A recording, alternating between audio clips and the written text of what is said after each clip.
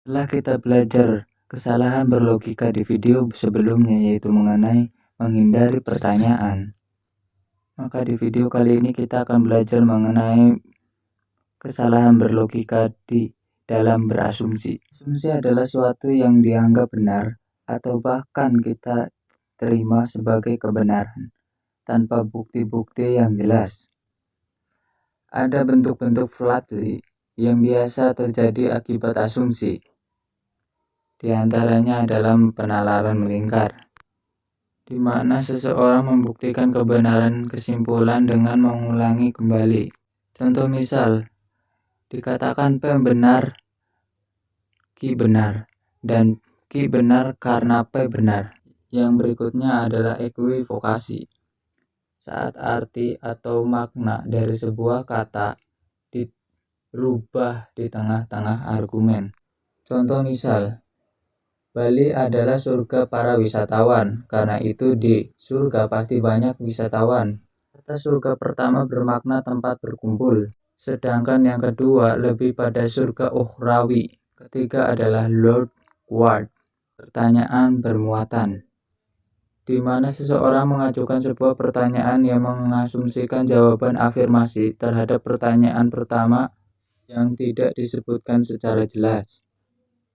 Contohnya, mengapa engkau suka sekali mengganggu tetanggamu dengan memainkan musik begitu nyaring, sehingga orang yang jaraknya 1 mil sekalipun bisa mendengar suaranya? Dalam hal tersebut, si tetangga tidak mau tahu siapa yang sebenarnya membuat kegaduhan. Dia langsung menjustifikasi dengan mempertanyaan tersebut tanpa mengungkap pertanyaan pertama. Isi pertanyaan pertama yang tidak digunakan atau tidak diungkapkan adalah, apakah memang engkau yang memainkan musik keras itu? 4. Sebagian menjadi seluruh, di mana seseorang mengatakan bahwa apa yang menjadi ciri dari bagian tertentu pasti menjadi ciri sesuatu secara keseluruhan. Contohnya, mengapa bantal bulu ini berat? Bukankah di dalamnya tidak ada yang lain selain bulu? Bukankah bulu itu tidak berat? Terkadang sulit bagi anak kecil untuk memahami bahwa sebagian tidak seberapa berat, tapi kalau digabungkan akan menjadi hal yang berbeda. Berikutnya either are, ya atau tidak. Jadi saat seseorang mengatakan bahwa kita harus memilih di antara 2 pilihan, sementara sebenarnya ada lebih dari 2 pilihan yang disebutkan. Contohnya, Anda hanya bisa percaya pada teori evolusi atau gagasan Anda menjadi tidak rasional.